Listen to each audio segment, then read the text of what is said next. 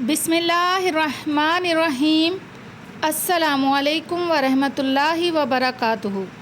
दोस्तों, आज हम ऐसी मखलूक का ज़िक्र करेंगे जिसको सुनकर हम सब ही घबरा जाते हैं और कुछ न कुछ आयात करीमा पढ़ने लग जाते हैं। आज हम ज़िक्र करेंगे जिन्नात की मखलूक का, जिनके लग़वी मायने छुपी हुई मखलूक हैं। इस्लामी अक़ीदे के मुताबिक ऐसी नज़र न आने वाली मखलूक जिसकी तख्लीक आग से हुई है, जबकि इंसान मट्टी और मलाइका नूर से बनाए गए हैं। जिनों के मुतालिक ख़याल किया जाता है कि वो एक मुख्तलिफ़ किस्म के रूप बदलने की सलाहियत रखते हैं। मेरे प्यारे वो दोस्त जो मेरा चैनल फ़र्स्ट टाइम देख रहे हैं, चैनल को सब्सक्राइब कर दें और बेल नोटिफिकेशन को भी ऑन कर दें। आइए आगे बढ़ते हैं। कुरान और हदीस में जिन्नात का ज़िक्र आया है। कुरान शरीफ में जिन्नात के नाम पर एक पूरी सूरह जिन मौजूद है, जिसकी इब्तिदा इस आयत से होती है कि जिन्होंने रसूल अकरम सल्लल्लाहु अलैहि वसल्लम को कुरान पढ़ते सुना और उसे अजीब व गरीब पाया तो अपने साथियों को बताया और मुसलमान हो गए। चलते हैं जिन्नात की इक़साम की जानिब, जिसे आप भी सुनकर हैरान और परेशान हो जाएंगे। जिन्नात के वो 11 गुरूह जो पूरी दुनिया में फैले हुए हैं, इनकी शक्लें क्या हैं और वो क्या कुछ करते हैं, इनके बारे में जानकर आप खौफ के और हैरानी से सोचेंगे कि क्या जिन्नात ऐसे भी होते हैं। जिन्नात पर बहस अज़ल से जारी है। बहुत से लोग इस खोज में रहते हैं कि जिन्नात कैसे होते हैं, वो क्या कुछ कर सकते हैं। इनकी शक्लें जानवरों जैसी होती हैं, इंसानों जैसी। जिन्नात के मौज़ूआत पर मबनी बहुत सी किताबें हैं। इनके वजूद में मखलूक का ज़िक्र पाया जाता है और इनकी इक़साम पर भी रोशनी डाली गई है। लेकिन प्रोफेसर मोहम्मद अब्दुल्ला भट्टी ने अपनी किताब सरमाया दरवेश में जिन्नात की सरगर्मियों का ज़िक्र करते हुए इन गुरोहों का ज़िक्र किया है जो इस दुनिया में फैले हुए हैं और बावक्त ज़रूरत इंसानों को तंग करते हैं। जिन्नात के ये 11 गुरूह क्या कुछ करते हैं, आइए आपको भी बताते हैं। पहला गुरूह अरवाह खबीसा की ये किस्म किसी घर या मकान के अंदर सकूनत इख्तियार कर लेती हैं और इस घर के बासियों को ख्वाब और बेदारी में डराती और दुख को तकलीफ़ पहुंचाती हैं। दुनिया के हर शहर में कोई ना कोई ऐसा घर और मकान ज़रूर होता है जिनमें ये आमाइर जिन रिहाइश रखते हैं। ऐसे मकान और घर को आम तौर पर भारी और आसेब ज़दा कहते हैं। ऐसे मकानात और घरों में इस घरों के जिन्नात मुख्तलिफ़ हरकतें करते हैं। बाज़ औक़ात घर के रहने वालों पर ईंटें और पत्थर बरसाते हैं, बाज़ जगह गंदगी फेंक देते हैं। कई घरों के दरीचे और अलमारियों से चीज़ें नीचे गिराते हैं और तोड़ते फोड़ते रहते हैं। कई बार यही जिन्नात और शयातीन घरों में कपड़ों और सामान को आग लगा देते हैं। ये गुरूह गैर आबाद और तारीक मकानों में भी अपना बसेरा कर लेता है। इसलिए हदीस शरीफ में है कि शाम के बाद अपने मकान के दरवाज़ों को खुला नहीं छोड़ना चाहिए, क्योंकि ऐसे वक्त में बाज़ मुसाफिर जिन्नात आकर इनमें बसेरा कर लेते हैं। बाज़ घरों और दुकानों की बरकत सलब कर लेते हैं और घरों में फ़साद और झगड़े पैदा करते हैं और घरों में रहने वाले अफराद के दरमियान तफ़रक़ा अदावत पैदा करते हैं। सिफली आमिलीन इसी गुरूह की मदद से मंदरजा बाला काम करते हैं। तालीम दूसरा गुरूह, ये वही गुरूह है जिसमें ऐसे जिन्नात, शयातीन और अरवाह खबीसा शामिल हैं जो इंसानों पर मुसल्लित हो जाया करते हैं, जिससे इनकी सेहत ख़राब हो जाती है और सख्त लाइलाज अमराज में मुब्तला हो जाते हैं, जो हुक्मा और डॉक्टरों की दवाओं से हरगिज़ इलाज पजीर नहीं होते। बाज़ दफ़ा ऐसे गुरूह के जिन्नात इंसान के जिस्म के किसी ख़ास हिस्से को मुतासिर करते हैं। वो हिस्सा शल, मफलूज और बेकार होता है या इस पर कोई ज़ख़म नमूदार हो जाता है। जो लोग इस किस्म के शयातीनी और जनूनी आसेब का इनकार करते हैं, गोया वो हक़ाइक़ कुरान का इनकार करते हैं, क्योंकि अल्लाह ताला कुरान करीम में हज़रत अय्यूब अलैहिस्सलाम की ज़बानी फरमाते हैं, तर्जुमा यानी शैतान ने मुझे छूकर अपने आसेब से दुख और अज़ाब में मुब्तला कर दिया है। बाज़ औक़ात अरवाह खबीसा जब इंसानों पर मुसल्लत हो जाती हैं या सिफली जादूगर अपने अमल या जादू के ज़रिए मुसल्लत कर देते हैं तो ये इंसानों को तरह तरह की तकलीफ़ में मुब्तला करती रहती हैं और इस गुरूह के जिन्नात को तस्ख़ीर किया जा सकता है। ہندوستان، چین اور تبت کے لوگوں میں اس قسم کے سفلی عاملین باکثرت پائے جاتے ہیں۔ تیسرا گروہ میں شامل جنات ارواح خبیثہ اکثر قبرستانوں میں اور ان کے گرد نواح میں اپنا بسیرا کرتی ہیں۔ یہ جنات زندگی میں انسانوں کے ہمراہ رہنے والی طبعی اور ہمزاد ہوتے ہیں، جو موت کے بعد وجود عنصری سے جدا ہو کر کچھ عرصے متوفی لوگوں کی قبروں پر منڈلاتے رہتے ہیں۔ ہندو لوگوں میں یہ عقیدہ عام طور پر پایا جاتا ہے کہ مرنے کے بعد اس کی روح بھوت بن کر مردہ کی خواہش و اقارب پر بعض دفعہ مسلط ہو جاتی ہے۔ اس لیے یہ لوگ جب کبھی اپنے مردے جلانے کے لیے مرگھٹ پر جاتے ہیں تو اپنا لباس اور حلیہ تبدیل کر کے اس قدر مبالغہ کرتے ہیں کہ اپنے مردے کے بعد سر، داڑھی اور مونجھوں تک منڈوا لیتے ہیں تاکہ موت کے بعد ان کے متوفی کی روح بھوت بن کر انہیں پہچان نہ سکے۔ نیز ہندو لوگوں میں یہ بھی رواج ہے کہ مرگھٹ میں جس وقت یہ لوگ اپنا مردہ جلاتے ہیں اور مردے کی کھوپڑی جل کر تڑاک سے پٹکتی ہے تو وہاں جس قدر ہندو جمع ہوتے ہیں سب کے سب الٹے پاؤں اپنے گھروں کی طرف دوڑ پڑتے ہیں اور پیچھے دیکھنے کا نام نہیں لیتے۔ دراصل ان کا یہ خوف کی وجہ نہیں ہوتا، مردے کی روح بھوت نہیں بن جایا کرتی، بلکہ اس کا ہمزاد جو پیدائش سے اس کے ساتھ لگا رہتا ہے موت کے بعد اس کی جست عنصری سے الگ ہو جاتا ہے، اور بعض اوقات وہ ہمزاد موت کے بعد متوفی کے کسی خواہش یا دوسرے شخص پر مسلط ہو جاتا ہے۔ چوتھا گروہ شیاطین اور جنوں کا یہ گروہ بوجھڑ خانوں اور مذبح گاہوں کے آس پاس منڈلاتا رہتا ہے، جانوروں کے خون اور ہڈیوں وغیرہ سے اپنی غذا حاصل کرتا ہے۔ حدیث شریف میں آتا ہے کہ حضور صلی اللہ علیہ وآلہ وسلم نے گوبر، ہڈی، کوئلے سے استنجا کرنے سے اپنے اصحاب کو منع فرمایا ہے اور فرمایا کہ یہ چیزیں جنات کی خوراک ہیں، اگر ان سے استنجا کیا جائے گا تو پھر وہ جنات کی خوراک کے قابل نہیں رہتی۔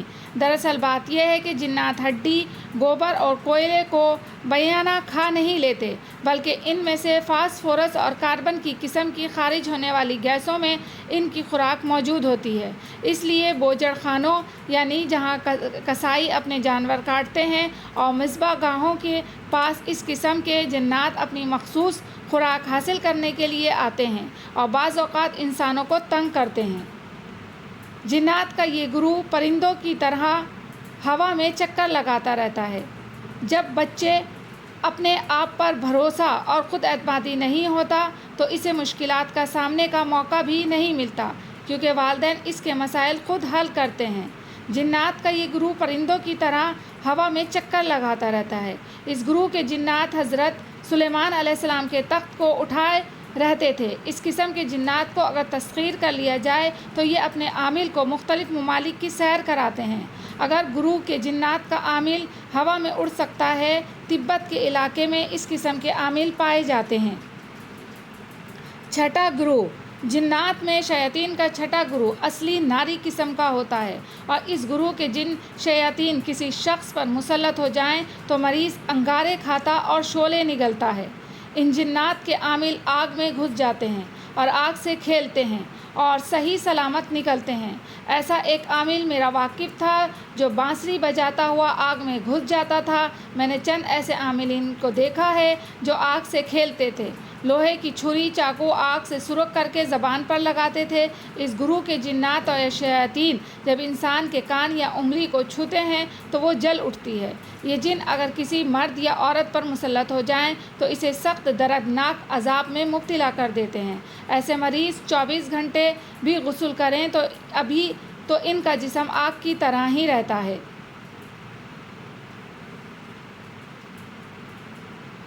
اس گروہ کے جنات ساتواں گروہ اس گروہ کے جن شیاطین اکثر جنگلوں، باغوں اور کھیتوں، درختوں اور جھاڑیوں پر بسیرا کرتے ہیں۔ اس گروہ کے جن بھوت مختلف شکلوں صورتوں میں دکھائی دیتے ہیں۔ ان میں بعض بہت چھوٹے ہوتے ہیں اور بعض بڑے قوی ہیکل بھیانک شکل و صورت کے ہوتے ہیں اور رنگ برنگ کے سرخ، زرد اور سبز وردیوں میں ملبوس رہتے ہیں۔ جو لوگ جنگل میں درخت کاٹتے ہیں وہ لوگ بعض دفعہ اس قسم کے جن شیاطین کے آسیب میں آ جاتے ہیں۔ اسی گروہ کے جن بھوت اور ان کے مونٹ قسم باغوں میں اور سرسبز کھیتوں میں سے بعض دفعہ انسانوں پر مسلط ہو جاتے ہیں۔ اس قسم کے بھوت پرید اور جنات کو راقم الستور نے دیکھا ہے۔ اس قسم سے تعلق رکھنے والے جنات باغیچوں جہاں پھل بکثرت ہوتے ہیں، خوبصورت کنواری جوان لڑکیوں اور بیاہی عورتوں پر بھی مسلط ہو جاتے ہیں اور عورتوں سے انسان کی طرح تعلق رکھتے ہیں اور بہت خراب کرتے ہیں۔ میرے ایک جاننے والے جو زبردست سفلی عامل ہیں، ان کا کہنا ہے کہ خواب میں کسی مرد کا عورت کے ساتھ غلط کام کرنا، مباشرت کرنا قسم کے آسیب کی وجہ سے ہی ہوتا ہے۔ 8واں گروہ، یہ زانی اور شہوانی جنات و شیاطین کا گروہ ہے جو جوان مردوں، لڑکوں اور عورتوں نیز خوبصورت کنواری جوان لڑکیوں پر مسلط ہو کر غلط ترغیب دیتا ہے۔ اس گروہ میں لوطی جنات اور شیاطین بھی ہوتے ہیں جو مردوں سے لواطت کے قبیح فعل کا ارتکاب فعلی اور منصولی دونوں صورتوں میں کرتے اور کراتے ہیں۔ یہ شیاطین جن لوگوں پر مسلط ہو جاتے ہیں وہ ہرگز کسی صورت میں اس فعل سے باز نہیں آتے۔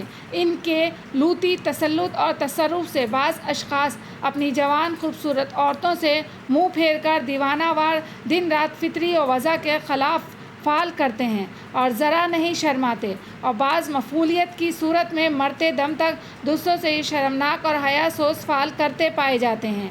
بعض مرد اپنی بیویوں سے بھی غیر فطری فعل کرتے ہیں۔ اس گروہ کے متاثر مریض مرد عورت کا علاج کرنا ذرا مشکل ہوتا ہے، اگر اس گروہ کے جنات و شیاطین کے عامل بھی اکثر زانی ہوتے ہیں۔ خدا تعالیٰ اس گروہ کے جنات و شیاطین سے ہر ایک کو محفوظ رکھے، آمین یا رب العالمین۔ 9واں گروہ، اس گروہ میں شامل جنات و شیاطین انسانوں پر مسلط ہو کر انہیں بیمار کر دیتے ہیں اور انسانوں کا خون چوستے ہیں۔ یہی ظالم حیوانات پر بھی مسلط ہو جایا کرتے ہیں۔ اکثر دودھ دینے والی گائیں، بھینس اور بکریاں، بھیڑوں پر ان کا تسلط ہو جاتا ہے۔ اس قسم کے جن شیاطین کے عامل بھی اکثر لوگوں کے مال مویشیوں پر انہیں مسلط کر دیتے ہیں اور جانوروں کے بچے مرنے شروع ہو جاتے ہیں، اور جانوروں کے دودھ اور مکھن میں کمی بیشی میں ان جن شیاطین کا بڑا اثر ہوتا ہے۔ 10واں گروہ، اس گروہ میں شامل جن شیاطین بتوں اور مورتیوں میں گھس کر لوگوں میں بت پرستی کے مشرکانہ رسم و رواج کا معجم بنتے ہیں۔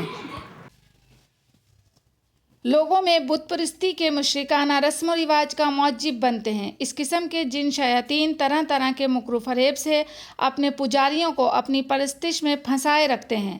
جب کبھی ان کے پجاری ان کو چوکی بھرنے یا سلام اور سجدے کے روزانہ فرائض ادا کرنے میں کوتاہی کرتے ہیں تو یہ جن شیاطین ان پر اور ان کے گھر والوں پر مسلط ہو کر انہیں ستاتے ہیں اور دکھ پہنچاتے ہیں۔ بعض چڑھاوے طلب کرتے ہیں اور قربانیاں مانگتے ہیں۔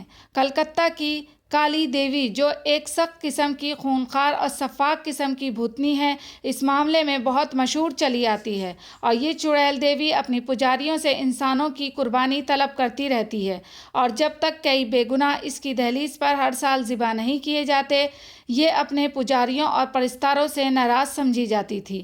اس کی پاتاش میں اپنے مشرک پرستاروں کو سخت اذیتیں اور تکلیفیں پہنچاتی تھی۔ اس کی خوفناک اور ڈراؤنی سیاہ صورت، جس کے گلے میں انسانی کھوپڑیوں کی بڑی مالا پڑی ہوئی ہے، آج تک اس کی شیطانی ظلم و ستم کی شہادت دے رہی ہے۔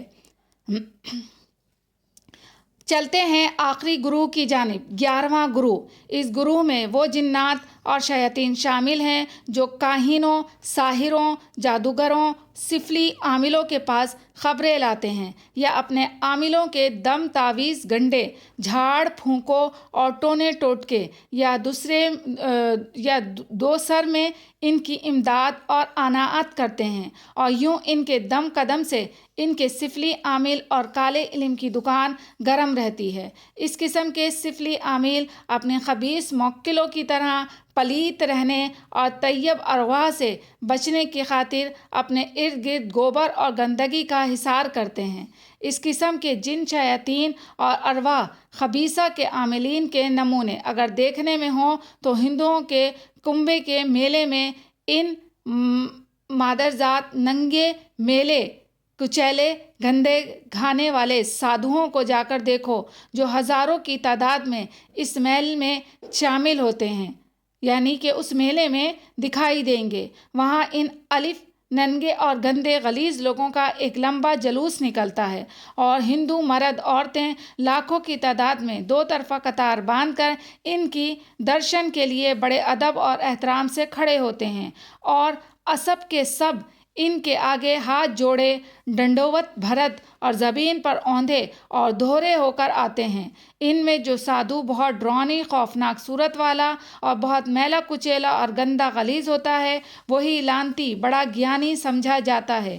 تو دیکھا دوستو آپ نے، آج ہم نے آپ سے پوری کی پوری تفصیل شیاطین جنات کی شیئر کی ہے۔ امید کرتی ہوں کہ آپ کو ضرور پسند آئی ہوگی۔ پسند آئی ہو تو لائک اور کمنٹ میں ضرور بتائیے گا کہ آج کا چیپٹر آپ کو کیسا لگا، اور آپ سب سے میری ریکویسٹ ہے کہ روز آنا صبح و شام کے جو اذکار ہمارے پیارے نبی صلی اللہ علیہ وآلہ وسلم نے ہمیں بتائے ہیں وہ آپ ضرور پڑھیں۔ انشاءاللہ اللہ تعالی ہم سب کو اپنی حفظ و امان میں رکھے گا۔ آمین ثم آمین۔